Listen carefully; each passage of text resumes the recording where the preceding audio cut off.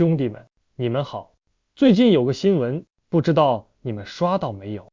说一个四川的公职人员下班以后去送外卖，一天还能赚个100来块钱。这本来没啥，可要命的是媒体宣传的那个标题，说他感觉快乐的像打游戏，后面还哐哐给你加上感叹号。我看到这个，第一反应就是，这简直是杀人诛心啊！什么叫杀人诛心？就是说，这事儿不仅让你难受，还要从精神上彻底击垮你，否定你所有辛苦付出的意义。你想想那个画面，一个真正的外卖小哥，每天顶着大太阳，或者冒着倾盆大雨，在车流里玩命的穿梭，手机里导航的催促声，客户的催单电话，还有那个永远在倒计时的平台算法，就像3座大山一样压在身上。他们是为了养家糊口，是为了孩子的学费，是为了给家里的老人看病，每一分钱都带着汗水，甚至血水。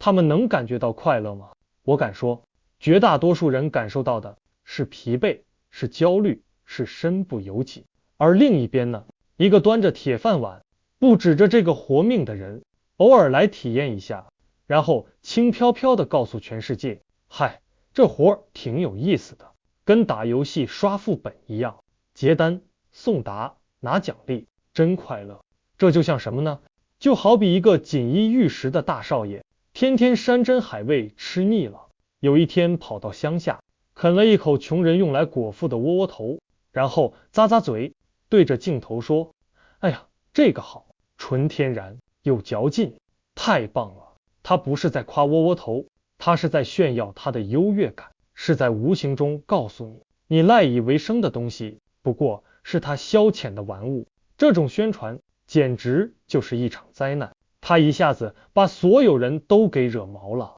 首先，咱们这些体制外辛辛苦苦打拼的普通人看了，心里能舒服吗？第一感觉就是，嚯，原来公务员这么清闲啊，下班了还有这么旺盛的精力去打游戏，顺便就把我们这些人的钱给赚了，得了便宜还卖乖，这不是气人吗？然后体制内的那些基层朋友们看了，估计肺都得气炸了。现在多少地方的基层公务员忙得跟个陀螺似的，天天加班写材料，应付各种检查，别说兼职了，能准点下班回家陪陪孩子都算奢侈了。结果新闻里这位同行不仅有空，还把兼职说得那么轻松愉快，这让那些真正忙碌的基层人员情何以堪？这不是在给他们拉仇恨吗？最寒心的还得是那些全职的外卖员，他们赖以生存的饭碗，在别人的嘴里成了一个快乐的游戏。这种巨大的落差感和被冒犯的感觉，就像一记响亮的耳光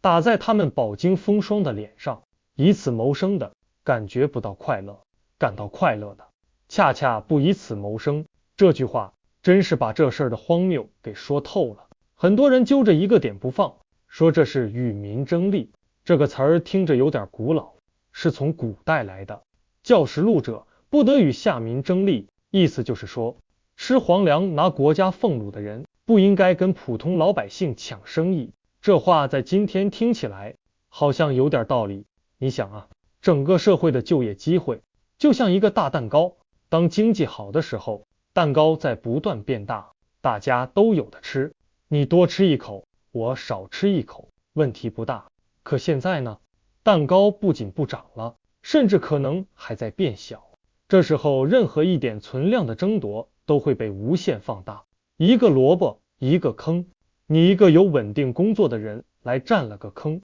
那是不是就意味着另一个急需这份工作来糊口的人就没坑了？这种被抢饭碗的感觉在当下尤其真实和刺痛。但是咱们也得冷静下来想一想，把所有的矛头都对准这位姓孙的先生，是不是找错了靶子？新闻里其实提到一个细节，他是消防员转业的。你想想，什么样的人会去当消防员？大多都是咱们普通老百姓家里的孩子，他们不是那种生来就含着金钥匙，上班纯属体验生活的公子哥，他们是想用自己的血汗和奉献去换一个安稳的未来。而且除了少数几个富得流油的地方，很多3、4线城市的体制内收入远没有大家想象的那么光鲜亮丽，可能1个月就那么几千块钱，要还房贷，要养孩子，压力山大。下班后脱下那身制服，他不也是一个需要为5斗米折腰的普通人吗？所以真正的问题根源不在于这个公务员该不该送外卖，而在于为什么送外卖、跑滴滴这种门槛低、保障弱的零工经济会成为这么多人，无论是失业的还是在职的，都赖以生存的救命稻草。这恰恰像一个警报器，在提醒我们，那些稳定、有保障、有发展前景的好工作，是不是正在变得越来越少？当一个大池塘的水位在下降时，所有的鱼都会挤在一起，互相碰撞，互相埋怨。但问题的根源不在于哪条鱼多喝了一口水，而在于池塘本身快要干涸了。说到底，这篇报道如果真想传递点正能量，就应该学学怎么说人话。你可以讲讲他送外卖到底有多辛苦，让他这个体制内的身份去真正共情和理解体制外劳动者的不易。你也可以深入挖掘他背后的故事，是不是有什么难处，让大家看到光鲜的身份背后同样有不为人知的辛酸。最后，你应该通过他的故事去呼吁整个社会给予所有像他一样，以及那些全职的基层劳动者们更多的保障和尊重。新闻报道或许解决不了根本问题，但它至少可以传递一份真诚和善意，而不是像现在这样炮制出一篇让所有人都感到被冒犯的奇葩宣传。除了挨骂，我真想不通他到底图个啥。好了，我今天就讲到这里，谢谢各位。